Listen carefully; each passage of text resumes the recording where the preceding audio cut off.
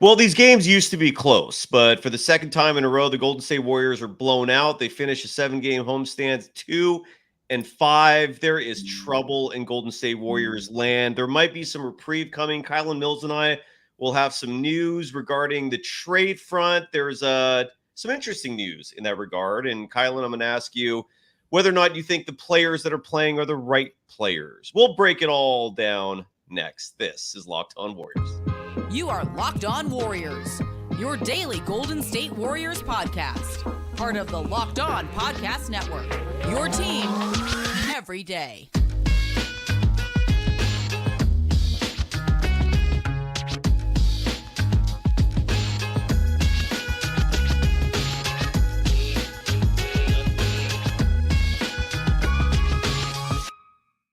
Thank you for making Locked On Warriors your first listen every day. We're free and available wherever you get podcasts and on YouTube. We're part of the Locked On Podcast Network, your team every day. Today's episode is brought to you by Jase Medical. Empower yourself when you purchase a Jase case, providing you with a personal supply of 5 antibiotics that treat 50-plus infections. Get yours today at jasemedical.com and use the code LOCKEDON to get $20 off your order. That's Jase, Jase medical.com. You can follow Kylen Mills on all social media platforms at her name. It's super easy, at Kylen Mills. You can follow me over on Threads at Dog Wild. Kylen, that was ugly. I don't know how you could spin it.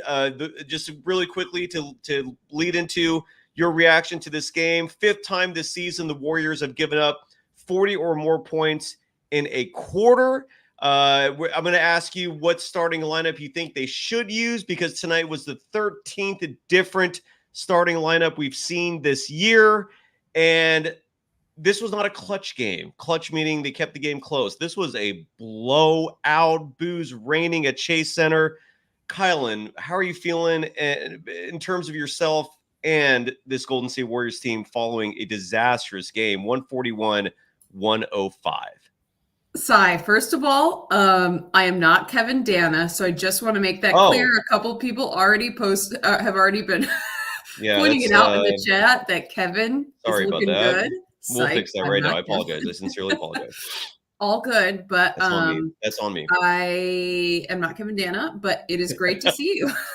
Well, he was on just earlier today. I couldn't go the rest of the show like that because everyone was commenting it in the chat. So. There we go. Okay, sorry about that. I apologize. There we go. Okay, and the graphic is updated as well with the topics on today's show. Great to see you. Not great to be talking about of this blowout that the Warriors just suffered at the hands of the Pelicans. By the way, a little bit of a different setup for me. Everybody at home, I am, at least if you're watching this on YouTube, if you're listening, you wouldn't know the difference, but I'm on the road doing some college basketball, so that's why I'm coming to you from a hotel room and not my usual beautiful set.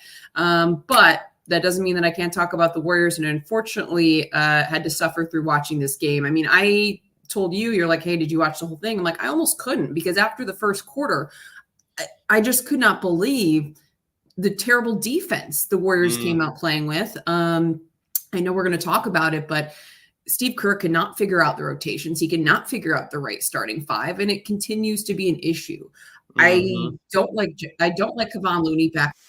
I'm getting him back out. I'm sorry, but he's not doing it for me. I know he pulled in 7 rebounds, but I think the time is for him to be a second unit player. It's a mess. The first quarter was a mess. I think the Warriors lacked intensity. The defense was not good. And I think it's time to start having some big picture conversations. You just pointed out the record at home. They've lost 6 of their last 8 games. The rotation is changing every single night. I will say one positive.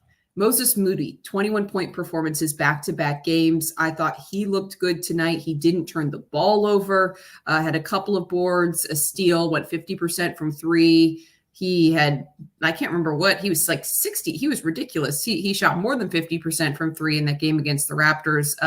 So to me, more evidence that Steve Kerr has been getting the rotations wrong. He should have been playing 20-plus minutes per night prior to this. And to me, one big talking point that we have to get into is, what do the Warriors do with Andrew Wiggins? Drop us a comment. Let us know what you think, because I do still see people, Cyrus, who are on the side of keep Andrew Wiggins around. He's going to come around. I don't see that happening. We are getting into mid-January, and Andrew Wiggins continues to struggle. He was a team worst -29 in this game, had 5 points, went 2 of 8 from the field, couple of boards, couple assists, still just looks like he's lacking energy, lacking effort, looks like he doesn't want to be there. Mm-hmm. And at what point do you figure out that it's time to move on, whether that be benching him moving forward, whether that be putting him on the trade block? I know a lot of people were pointing out in our last show, well, they don't think that he's worth anything, but do you waste a spot just keeping Andrew Wiggins around when, to me, it even looks like effort isn't there at this point? Agreed. Yeah. I've explained this plenty. You're right. There's still there's going to be holdouts, I think, until the absolute end. There are people who still support Steve Kerr and his decisions. There are people who still, you're right, think Andrew Wiggins, his season is salvageable. Folks, we're almost at the halfway point of the season. What you see for the most part is what you get at this point. It's, this is a large enough sample size, at least for me to know that this is a worthless cause when it comes to Andrew Wiggins. And just to highlight, you say you didn't watch the second half. The only part of the second half that bore relevancy to me was the third quarter when the Golden State Warriors started to rally a little bit. They actually brought this game to within 9. And then, of course, Steve Kerr doing what Kerr does this year. He pulls a couple players, including Kuminga. And again, I've said this all season long on this show. Kuminga is night and day. The why of this is a mystery, just like Wiggins' decline is. Only in Kuminga's case, there's hope, and he's young, but he is just not as good of a first half player as he is a second half player. And yet again, we saw this tonight. They were rallying in the third quarter, and they bring it to within 9. And then Steve Kerr pulls a lot of his players, Kuminga included. He brings Wiggins in at that point. The score was 90-78 at that point. And the game completely ran away from him after that. It was over. And so when we come back, I guess, we'll go to break real fast. We got some time to discuss this. When we come back, Kylen, I want to ask you this question, and I'll answer it as well. Who should be starting for this team? Because this has been a problem all season among many issues. I feel like if you're going to start somewhere, no pun intended, start with who you're rolling with to start these games. I still don't think Kerr has figured that part of it out. I'm curious to know who you think should be starting, and who are the 5 players who should be playing the most, right? So I'm curious to know what your thoughts are there. And then I have some new information regarding trade talks, and you and I discussed this before we started recording. And we'll break you down some more, but there is some developments on the trade front, not what you expect if you watched last night's trade show. So we'll get into that and so much more. Give you some stats as well, because Moses Moody played fantastic. If you want a positive, I saw in the chat. Yeah, Moody played great, and all this does is just completely, add to the nonsense. It reaffirms what we've been saying, that Steve Kerr has been out of his mind, and it's really messed up that he hasn't been playing Moses Moody when he deserves to be a rotation piece. When given the opportunity, he's proving it time and time and time again. Why is Steve Kerr so stubborn? Absolutely. It is a mystery. Yeah. So we'll talk about that and so much more. Got to give some love first and foremost. And the trade news is interesting as well. We'll explain when we'll get into this in just a moment. First, got to give some love to our first sponsor of this evening. And that is Jase, and more specifically, Jase Medical. And, they've been a sponsor of ours for a little while now, and they provide an awesome service. Look, I know we come to sports to escape from some of the crazy realities of real life, but can we talk for just a minute about preparing for real life? According to the FDA, pharmacies are running out of antibiotics like amoxicillin right in the middle of the worst flu season in over a decade. Scary stuff. I can't imagine a more helpless feeling than if, let's say, Kylen Charlie is suddenly sick, or if you. Dude, I just had strep throat, so this actually hits close to home. Oh, well, there you go, right? Or if any of you out there watching, listening, if you have kids, imagine a supply chain issue affecting the relief, the medicine you need to heal. Thankfully, if you subscribe to Jase Medical, you'll be okay because of the Jase case. The Jase case is a pack of 5 different antibiotics that treat a long list of bacterial illnesses, ranging from UTIs, respiratory infections, sinusitis, skin infections, among others. This stuff could happen to any of you. Visit jasemedical.com and complete your physician encounter. It will be reviewed by a board-certified physician, and your medications will be dispensed by a licensed pharmacy at a fraction of the regular cost. It's never been more important to be prepared than today. Go to jasemedical.com and use the offer code Locked On to get $20 off your order. One more time, go to Jace Medical, JASE medical.com, and use the offer code Locked On for $20 off your order. You are Locked On Warriors, your daily Golden State Warriors podcast. Part of the Locked On Podcast Network, your team every day. Folks here at Locked On have launched their first ever national sports 24/7 streaming channel on YouTube. It's called Locked On Sports Today, and it's here for you 24/7, covering the top sports stories of the day with the local experts of Locked On, plus our national shows covering every league. Go to Locked On Sports Today on YouTube and subscribe to the first ever national sports 24/7 streaming channel. And make sure you subscribe, or in this case, follow Kylen Mills on all social media platforms. Add her name. It's super easy, at Kylen Mills. So, Kylen, I don't know if you saw the reports this morning of Anthony Slater, who covers the Golden State Warriors for The Athletic. He does a fine job doing it. And there were reports suddenly trickling of Anthony Slater reporting that the team is interested in Deonte Murray, the guard for the Atlanta Hawks, formerly of the San Antonio Spurs. He's 6'5". He was a point guard traditionally for the Spurs. With the Atlanta Hawks, he's more of an off guard because of Trae Young, who's over there. So anyways, it seemed weird to me. Did that seem weird to you when you first heard about that? Or yes, I was surprised. So I say it same. And I was curious where this came from. And Anthony Slater mentioned that he was monitoring the Deonte Murray situation as part of a podcast he was hosting. And so I thought, okay, that's interesting, right? And it literally hit. We literally found out seconds before Kevin Dana and I recorded our show earlier today. And look, Kylen, you know people, I know people. We got some connections, and I've heard that there's a lot of truth to this. And it's not just that there's truth to this; is that the Warriors badly want Deonte Murray. And then Bleacher Report came out with a column today that is purely speculative, but they did broach the idea of Deonte Murray going to the Golden State Warriors.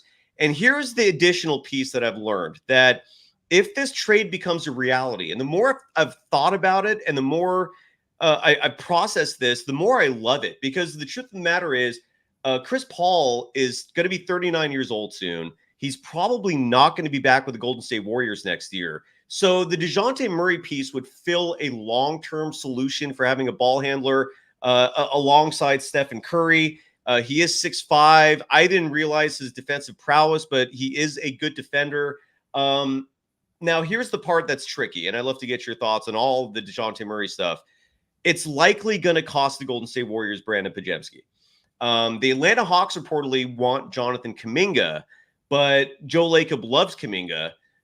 So Brandon Podziemski will likely be the player who's shipped back. That is, if the Hawks agree to this trade. I think there's a lot of interest for Deonte Murray. So that's where we're at right now. Basically, if the Warriors want him, it's going to probably cost a first rounder and Brandon Podziemski. You might have to also throw in Chris Paul to make salaries work. DeAndre Hunter could come back as well. He would also give you some size. That would be a huge additional piece if that trade happens. And if that happens, maybe you could also package Andrew Wiggins and get him off your books at the same time. It's interesting. I don't know if it's going to save the season. I think a second trade will be needed in order to have a championship contender this season. Because as Valanciunas showed everyone tonight, the Warriors are lacking inside.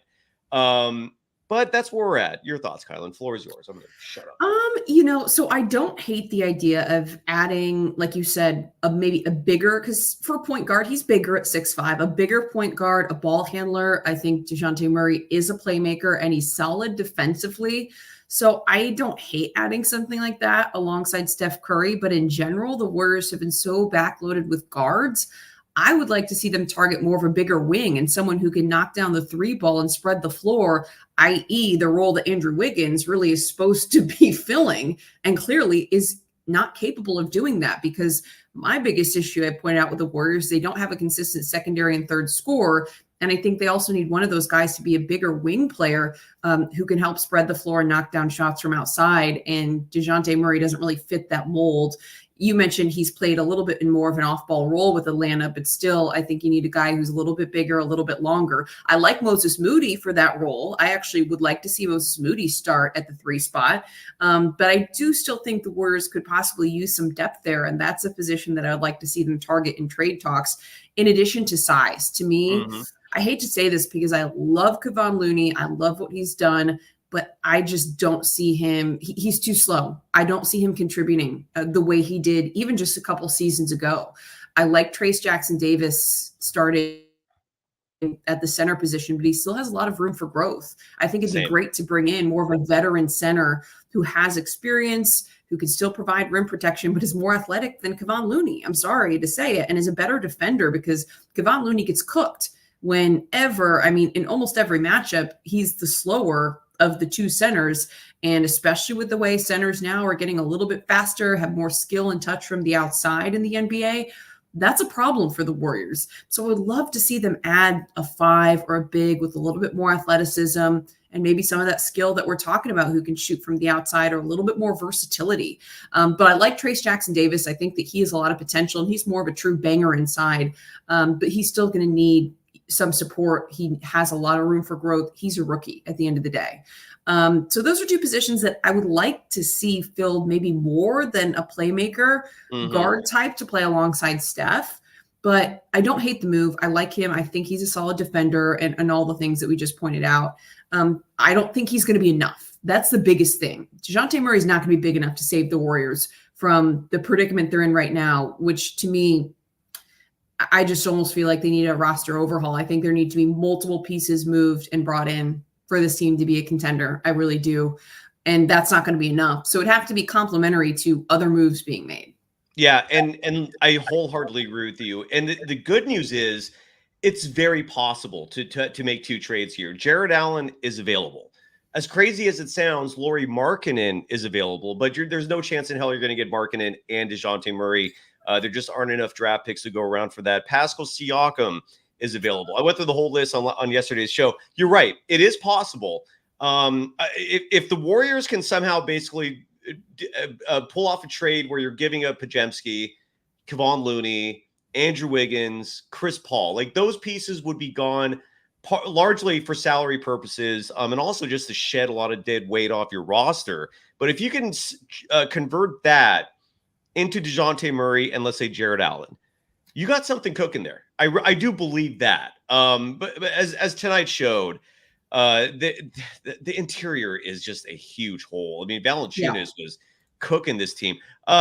Steve Kerr was at the podium. Let's listen to him because I've just since the start of the show, there's some chatter about some of the verbiage he used describing their performance tonight. And why don't we hear from the head coach of the Golden State Warriors talking about the team losing their spirit, their confidence.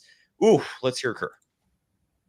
Just how disappointing is it now, back-to-back games where you are hearing boos at home, and maybe you felt again that some of those boos, or many of them, were deserved from the effort that your team showed out there. Yeah, we deserved it for sure. Fell behind immediately, and I think we're just lacking confidence right now. It's you just sort of you get to a stage sometimes where you just kind of lose your belief, and it happens. And that's what's happened right now with our team the last few days. I think we've just lost the spirit, the confidence that has to carry you, against talented teams night in and night out. Your thoughts to that, Kylen, your reaction? I have to say something really quick because I started laughing earlier when you were talking and I didn't mean to, but someone said something in the chat that accidentally caught my eye, and Foul Sharpton mentioned in the chat when we were talking about Looney. Looney moves like the old men in church that pay women's rent. And then someone else said that the characters of The Walking Dead move faster than Looney. He does. It is. Yeah, it is. He's an easy target in terms of how He's such an easy target. And I hate it because he's the nicest human ever. And part of the reason he moves like that is because of all those hip surgeries that he had. I mean, he's almost got like reconstructed. He's also had back issues too. But I don't want this to turn into a Looney roast in the chat or anything. Funny. It is funny. That it just, I'll give you guys props when props are due.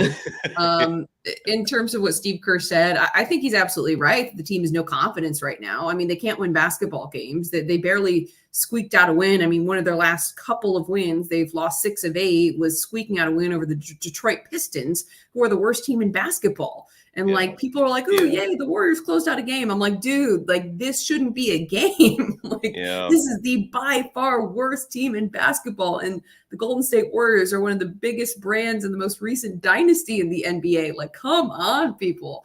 So I had a harder time getting excited after that game. But, I think that Kerr's right in terms of the team lacking confidence. But to me, coaching has been an issue. And I've said this before. I think there's plenty of blame to go around for where the Warriors are at right now. I think coaching has been an issue. I think the roster composition has been an issue. And I think the players actually not performing up to where they should be has been an issue. So I think it's a combination of things. But right now, what the Warriors as an organization can do is start making moves to try to make some changes. Because if there are players who are consistently not playing up to expectations, then at some point you have to accept this is who they are now. And that's where I feel about Andrew Wiggins. And it's a hard thing to grapple with. But just to keep saying Andrew Wiggins is going to come around. Andrew Wiggins is going to go back to being the player he was 2 years ago. Keep having faith. Keep putting him out there. It's just like at some point we've got to make improvements to get guys who are going to go out there and make an impact. So it's hard to go out there and watch that. And I felt a little bit like that about Klay Thompson at times. I don't want the Warriors to trade him, but I do think that at some point he needs to accept a lesser role and that he may be in more of a supporting veteran role than being, the lead go-to guy in order for this organization to move forward. I think that time is coming sooner than later, but love Klay Thompson, love what he's done for this organization. I think he can still shoot the basketball, but at some point there's going to have to be a changing of the guard with the Warriors. And I think to me, the season is telling everyone that it may be coming sooner than later. And that's the part that really is infuriating, in my opinion, is if in fact this season is gone in terms of championship aspirations, what the hell are you doing playing your veterans and wasting minutes on the youth when you should be playing them, developing them? Kerr continues treating this roster like they're a legitimate world championship contender. It is very evident they're not. And if that's the case, what good is it to keep suppressing the minutes and the development of your young players? I mean, the lack of foresight for the future is what's bugging me the most in all this. And it's also could be where a trade might salvage things. But yeah, they're in a bad spot. Draymond Green, who knows when he's coming back? Who knows if he makes a difference? We got one more soundbite to play in just a moment. Kylen, I would love to get an answer from you, and I'm going to answer it as well in terms of who should be starting, because I think this was the second game in a row where the Warriors started this game down 24-12. I swear I saw that exact same score against the Raptors, and to give up over 40 points in the first quarter for the 5th time this season for that to happen, that's bad, folks. That is just bad. So we're going to talk about all that and so much more. Have to give some love to our other sponsor for this evening first, which is PrizePicks. And the premise for PrizePicks is super simple. I had to, by the way, Kevin Dana was on the show earlier, Kylen, and he was the inspiration for me, jokingly saying that if you live in a state where, let's say, PrizePicks is illegal, you can use a VPN to circumvent that. I officially can't use that joke anymore. The joke died today, but it was apropos that it was Kevin Dana who started that joke was here when I got the news that we can't say it. I guess it's technically illegal or something. I don't know.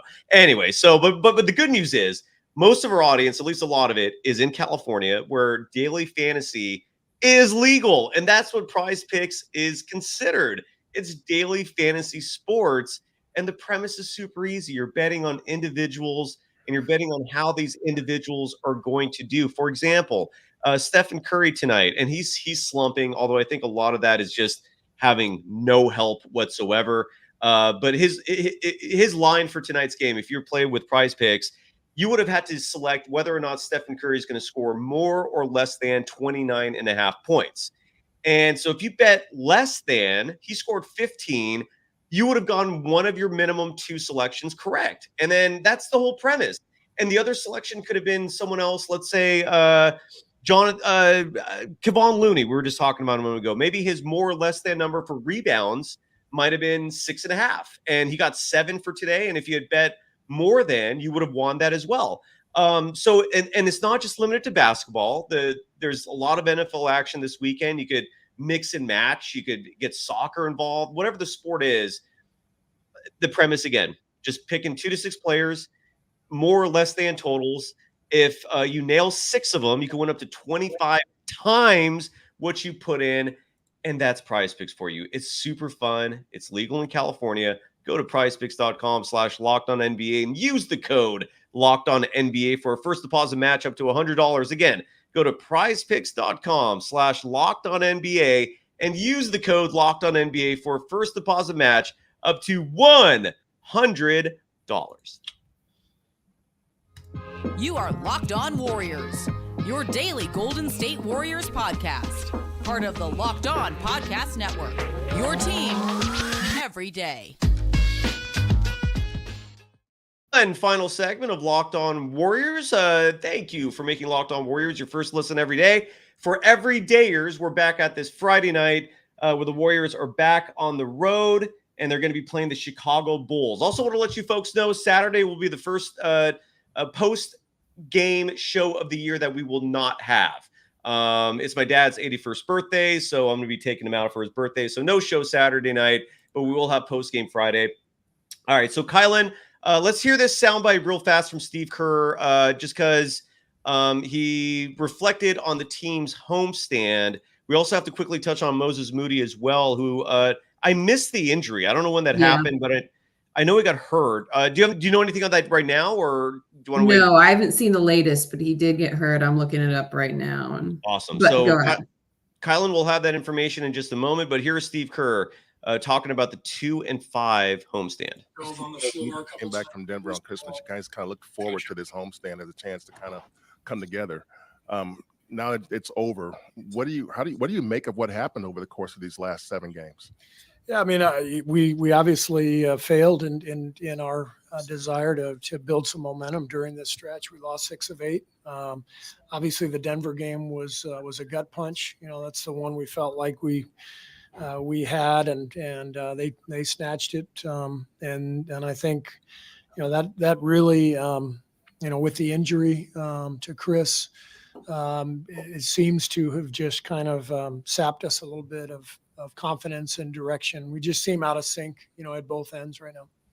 It's interesting you brought up that Nuggets game, because that was the game that he benched Kuminga for the final 18 minutes for Andrew Wiggins, and it all spiraled from there. It's not a good look when 2 of your players on your roster are publicly disgruntled with you. Also not a good look when former players are publicly coming out, calling you out.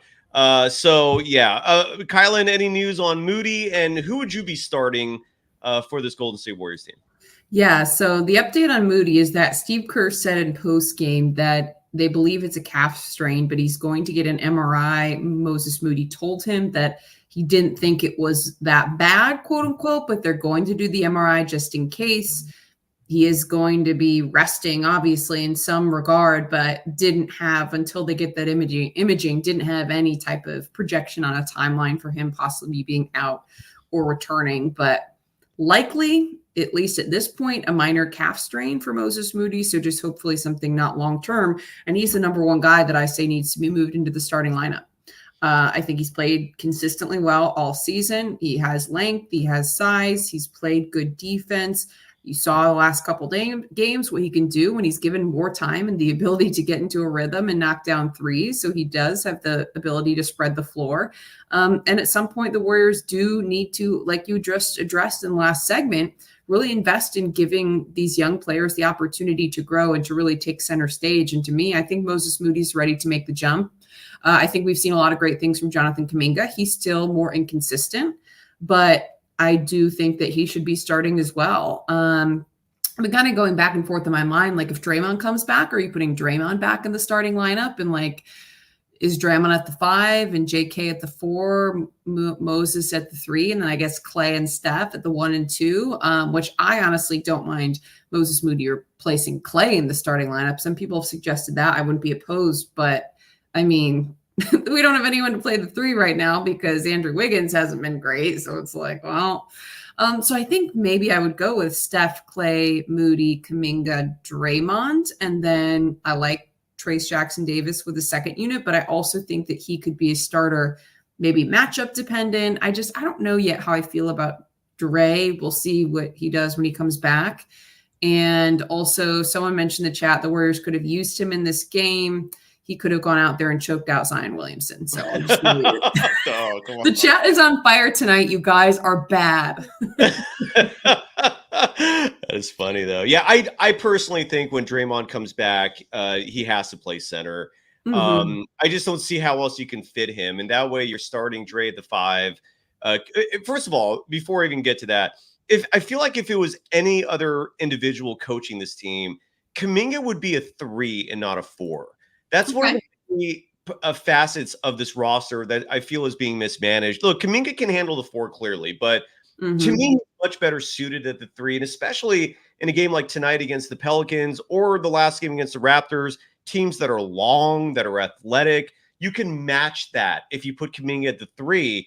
Long term, when I project Kuminga and what kind of player he could be, ceiling wise, I see Jason Tatum. I see those two having very similar games. Kuminga is a good 5-6 years younger, but that's the kind of player he is. He's a wing, and under Kerr's, his ideology when it comes to basketball, he doesn't like big, tall players. He wants them all small, and so Kuminga's a 4. But I think Draymond needs to be your starting 5. I think Trayce Jackson-Davis needs to get real minutes. When I say real minutes, I'm talking 25, 30 minimum a night. Like, for example, tonight, he was 9 for 11 from the field, scores 19 points, and we saw him for 21 minutes and change. Jonathan Kuminga, who got pulled out of the game in the third quarter. The decline, this game got away from them the moment that happened. He's 4 of 7 from the field. He's one of the only players on this roster who gets to the free throw line, which, side note, is incredibly important. And he led the team in free throw attempts with 6, making 4 of them. He finishes the game with 12 points. I believe his 17th game in a row this season with consecutive double-digit scoring nights. And again, the rebounding number, we've talked about that, should be higher. I'll criticize him for that. 3 rebounds. Did have 4 assists, though. He is involving other players on the team. But again, he only played 28 minutes. Kuminga should be playing 35+. Moses Moody, second game in a row, over 20 points scoring. Had 21 tonight. He only played 24 minutes. He should be, I know he's injured now, but he should be getting 30+. This is where the mismanagement comes in. And then Dario Saric, one of the few players on this roster who has been consistent all season long. And I don't know if it's because Kerr thinks if he plays him too much, he's going to get hurt. I don't know the reasoning, but Saric routinely is playing 10 minutes less than he should. He only played 13 minutes tonight. Corey Joseph, of course, plays 17 minutes tonight. I know. Why? Yeah. So, but to answer the question, starting, and we're running out of time here. Yeah, so we gotta wrap it up. Clay, Moody, Kuminga, Dre. That's my starting 5. That's what I'd roll with. So wait, what'd you say? Say it again. Who are your 3? Who are your 1, 2, 3? Steph, Clay, and the Clay thing, I honestly would prefer him coming off the bench at this point of his career. I mean, but if you put Kuminga at the 3, you could do Steph, Moody, Kuminga, Draymond, Trayce Jackson-Davis. Yes, you Would can. you do that? Yes, you can. But we have Steve Kerr as the head coach, so that's never going to happen. So, True. So Steph, Clay, Moody, Kuminga, Dre. That would be my starting 5. So, any final thoughts? No, it's just all right. No. All right, we're going to take tomorrow off. We'll be back at this Friday night. Warriors post game. They're in Chicago. Your team, Kylen. Any predictions? Chicago is a mess. Warriors should pick up Zach LaVine or Alex Caruso. Caruso would be nice. Caruso would be a nice addition. He's Zach a great LaVine defender. Although they do have Gary Payton II, but he's never healthy. So whatever. That was my issue with Caruso last year. I'm like, they already have like a kind of similar guy, but GP2. I promise you this, audience, if the Warriors make a trade, we'll go live immediately. So stay Yeah. tuned for that. Otherwise, Kylen, have a great week. Everyone, thanks as always for tuning in. We Thank feel you, your pain. everybody. Bye-bye. Night, night.